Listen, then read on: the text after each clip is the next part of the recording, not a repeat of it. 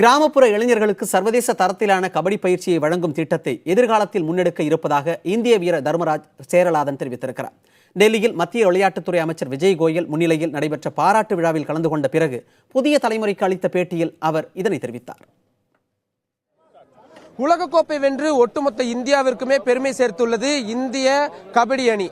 இது குறித்து பல்வேறு தகவல்களை தெரிவிப்பதற்காகவும் தனது மகிழ்ச்சியை பகிர்ந்து கொள்வதற்காகவும் தற்பொழுது இந்த அணியில் இடம்பெற்றிருக்கக்கூடிய தமிழக வீரரான சேரலாதன் அவர்கள் நம்முடன் இணைந்திருக்கிறார். கேட்கலாம் சார், இந்த தருணம் நீங்க எப்படி ஃபீல் பண்றீங்க?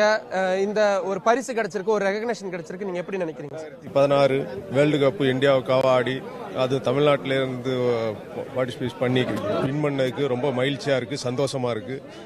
இன்னும் மேலும் மேலும் இது மாதிரி நிறைய பிளேயர்கள் கபடி ஆடி வந்து இந்தியாவுக்காக வின் பண்ணி பார்ட்டிசிபேட், இப்போ தமிழ்நாட்டிலேருந்து இன்னும் அதிக பிளேயர் வந்து பார்ட்டிசிபேட் பண்ணி இந்தியாவுக்காக விளையாடணும்னு ஆசைப்படுறேன்.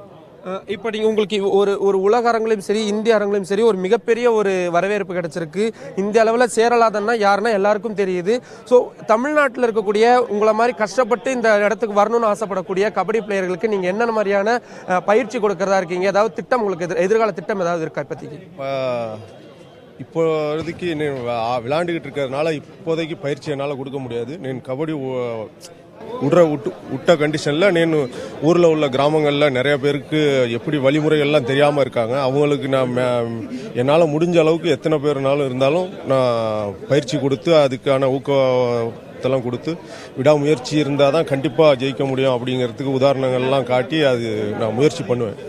நிச்சயமாக அவர் குறிப்பிட்டதை போலத்தான் தற்பொழுது மட்டுமில்லை, இனி எதிர்காலத்திலும் என்னை போன்று நிறைய கபடி வீரர்களை உருவாக்க வேண்டும் என்பதே எனது லட்சியமாக இருந்து வருவதாக அவர் தெரிவித்திருக்கின்றார். தலைநகர் டெல்லியிலிருந்து புதிய தலைமுறைக்காக ஒளிப்பதிவாளர் பவன்குமாருடன் நிரஞ்சன்.